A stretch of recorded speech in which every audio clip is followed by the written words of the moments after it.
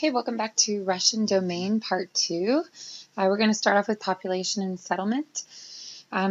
So this domain, it's one of these regions that's interesting because this is something we talk a lot about more when we get to Geography 2000, for example, with urban geographies. So urbanization versus urbanized. This isn't a region that is characteristically urbanized, meaning that there's a lot of urban areas. It's very sparsely it's very sparsely populated, so the density is quite low. However, it's a very urban region. So a lot of the residents live in cities. Generally speaking, we have about 200 million residents in this domain. Most live in cities. So it's a high rate of urbanization. It's just not a high rate of urbanized land area. Population patterns are largely influenced by the distribution of natural resources, as we do see with other parts of the world, but even more so here. And then as we do see with some of the regions that we have been talking about, Sub-Saharan Africa, and as we'll see with Central Asia, a lot of people are located where natural resources are. A lot of people are located in this case, it's natural resources that can be extracted because that's where jobs are going to be located. That's also where people have been moved to. So government policies, which is the second thing that has largely influenced where people live, a lot of people, especially during Soviet times, were sent to live in a specific area because that's where minerals were and they needed people to do specific types of jobs. Which largely related to natural resource extraction and agricultural and manufacturing activities. So here we can see the 6 countries we have. You can see the populations are quite different. This one actually includes Ukraine. You can see the population density is quite distinct as well. Russia has 9%, but that's because it's per square kilometer. So the scale, it's a very large country. The rate of natural increase is pretty low for most countries. If you remember, we talked about population indicators. The rate of natural increase for maintaining a population as is, anybody remember? It's 2.1. So it's quite low. Total fertility rate, again, relatively low. It's less than 1 child per female. The percent urban is quite high. So the lowest we have about 54%. It goes up to 74. Sorry, the lowest we have is Moldova with 42%. It's not as high as we do see with other regions, but relatively speaking, it's pretty high. The percentage of the population below the age of 15 is pretty low, as well as the percentage of the population over the age of 65. And the net migration rate is actually negative for about half of the countries.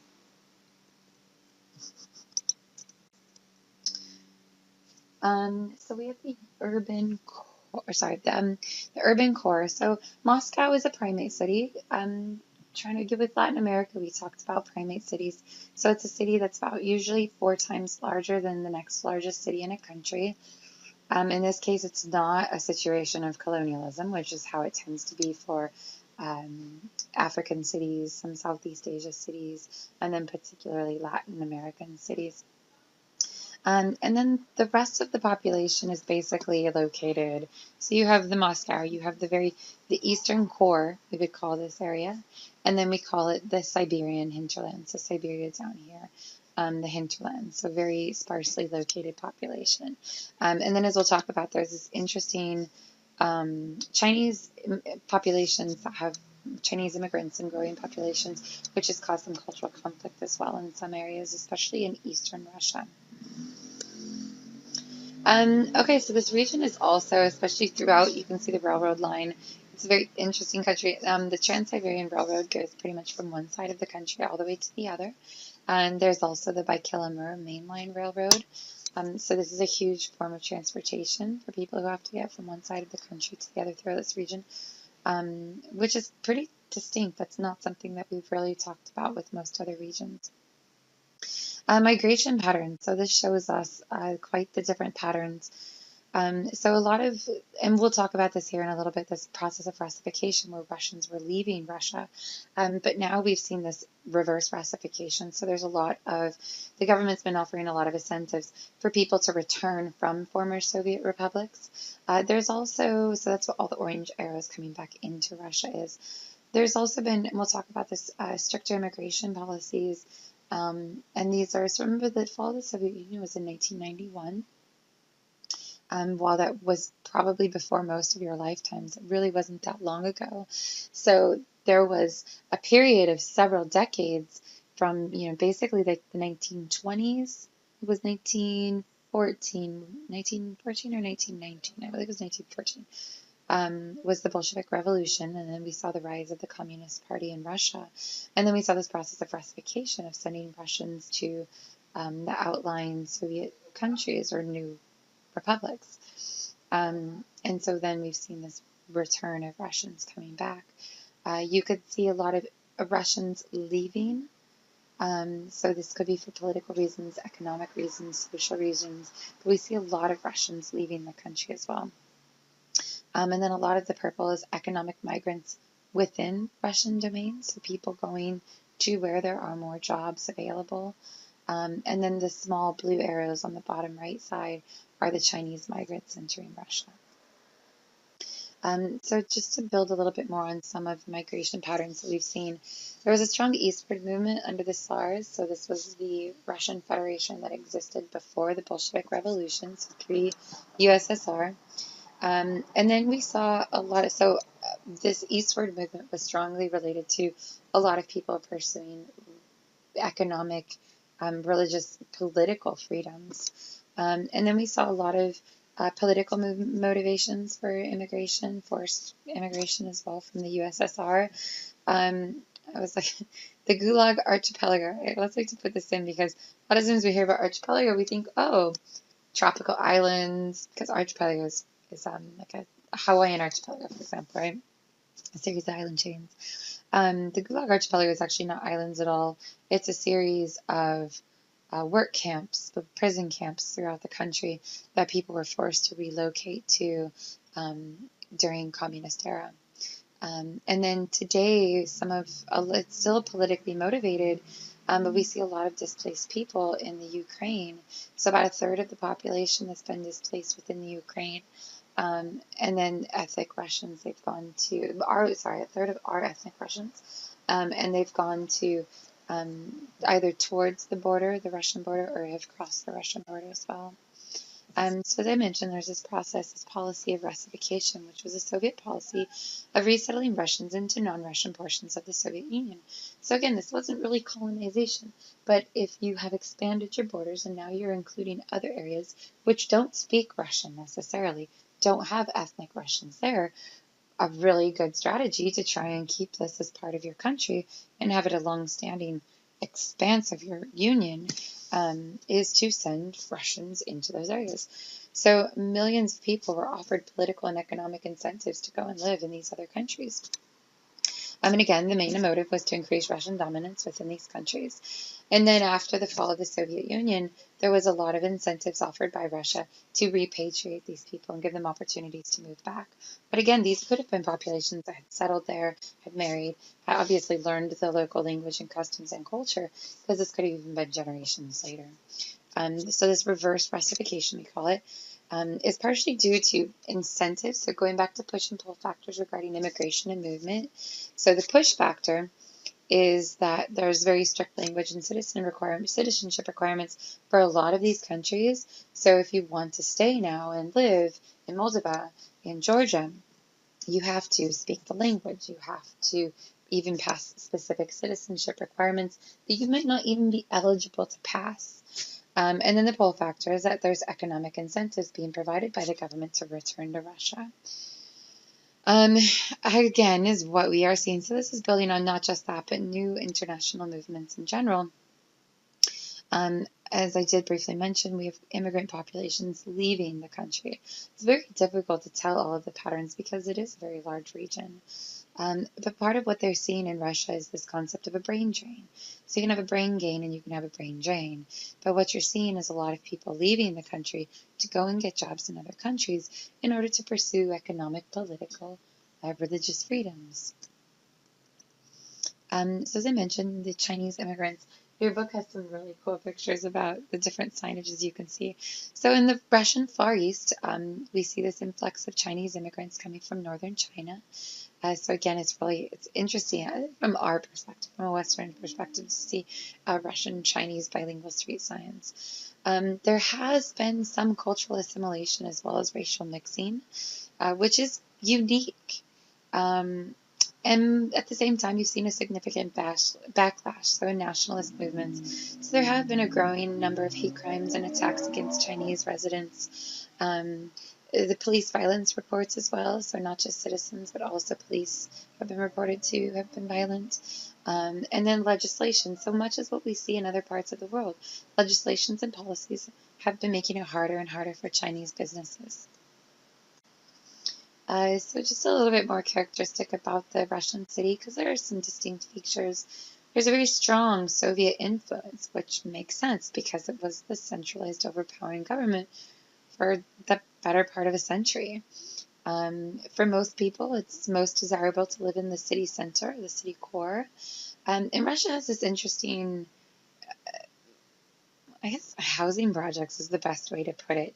They're called mikroraions, and basically it's from the Soviet policy where they wanted to create large housing projects. Again, part of it was deciding where people, there wasn't necessarily a lot of freedom, deciding where you live and what you can do. So they were large housing projects, but some of them housed up to 100,000 people. So virtually housing projects that were larger than a lot of cities. And we have seen now, especially post-Soviet Union, rapid peripheral growth. So much like the US, a lot of people are desiring to live in suburbs, especially like out of Moscow, for example. And a lot of this is related to the same characteristics we saw in tendencies in the United States, where once people were able to access automobiles at an affordable rate, you had this huge influx of people wanting to leave the cities and go towards the peripheral areas, the suburbs. Russia has also been facing a bit of a demographic crisis. So a little bit like what we talked about with Germany, and as we'll talk about with Japan, which are also very characteristic. There's been a persistent declining population. It's actually estimated that your book talks about this as well, gives you the exact numbers. I believe it's by the end of this century, Russia is supposed to have a population decrease of approximately, I think it's close to about 50 million people. So that's like about a third of the population, if I'm not mistaken. It's a huge percentage of the population. This is partly due to low fertility rates. Now you can see up here, Russia in 2014, and then here's the estimated Russian population for about 30 years from now. So you can see, obviously, again, we're talking about wars, and you can see a reduction in males versus females. But, there was then, again, a baby boom, another kind of second baby boom. But then there's this baby bust. So this huge drop in the population. So low fertility rates, very low fertility rates, and high death rates. And the government has been trying to, quote unquote, combat this declining population growth by offering many incentives. So this could be subsidies, maternity leave, subsidies, for example, it could be tax credits, childcare, and as well as competitions. Your book makes this interesting case about some states or provinces have been offering competitions where if you have a child this year, for example, you can become eligible for a new car or whatever it happens to be. And then, interestingly enough, is kind of similar to what we're seeing in the States, non-Russian birth rates are actually higher.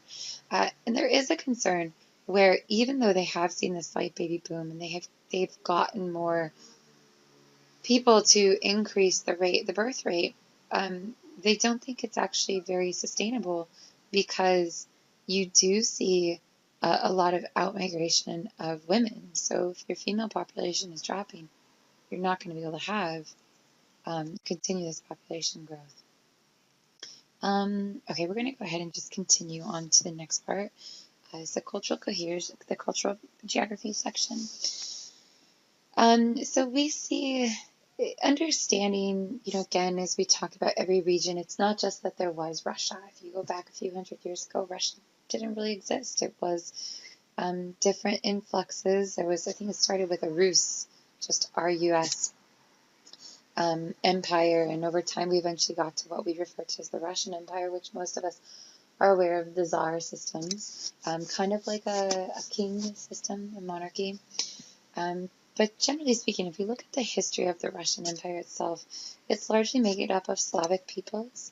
It's largely characteristic today of Eastern Orthodox Christianity. And there was this huge boom, again, in Eastern Orthodox Christianity because during the Soviet Union era, religion was technically illegal. And then we also have the Cossacks, which are a semi-nomadic Slavic-speaking group of Christians. So you can see here, this gives us going back. So here was technically what Russia was, the Rus. And this was an area, this was a country that didn't go to expand and colonize other areas, but they just expanded nearby areas. So we have territory added by, 1462, is orange by 1505, dark yellow by almost 1600, yellow by 1800, the light brown by 1855, and then here we have even the darker regions, which was part of Soviet rule.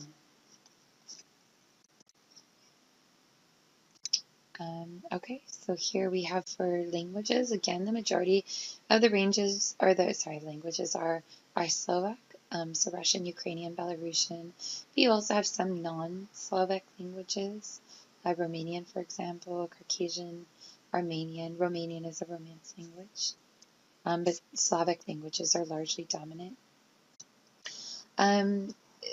So to look at just within the Ukraine, it gives us a better idea of what is a problem in a lot of these regions, especially with the Russification and then the reverse Russification. So Ukraine is a very good example of a complex situation. You have a lot of non-Slavic peoples, but then this was a region that was became part of the USSR. So you have a lot of non-Slavic people, but then you also have a lot of Slavic people moving in and have moved in. So you can see here the percent speaking Russian as a native language. In the more eastern areas, in the Crimean Peninsula, which we'll talk about, Russian is actually the dominant language, whereas in the western half of the country, less than 15%. You can see there's a general progression as it goes further west, less and less people. So then this is, so you hear, this is the Russian border all along here, which obviously makes sense. Just to give you a little bit more, so south, Armenia, Georgia, Azerbaijan, you can see here the complexities. It's a lot more complex. We have Caucasians, which different groups and languages represented. We have various Indo-Europeans. So kind of like what we saw when we talked about, and this is actually part of the contributor of a lot of the ethnic conflicts. This is a region that's largely plagued again by ethnic conflicts, much of what we saw with the Baltic regions. Baltics when we talked about Europe. So religion, again, we've got Eastern Orthodox Christian. Remember when we talked about from Europe, we talked about Christianity, so we had Western Christianity versus the Eastern Orthodox Christian heritage. That was a separation based on a different point in history. Basically a dispute over whether or not the Bible was being accurately interpreted or portrayed and lived as the Bible says. However, what is very characteristic of this region is that all religion was actually discouraged and even persecuted in the Soviet Union, which again was part of a factor for a lot of migration patterns during the Soviet Union. And because of that, once you had the demise of the Soviet Union, there was a large religious revival after 1991 when we had the fall of the Soviet Union. Okay, your book doesn't really talk about this too much. I think this is something that it's important to understand. A lot of what we see and portray as communism today communism is an economic and social theory, just as capitalism is. There's pros and there's cons. A lot of today we associate Cuba, Russia, China as communist countries.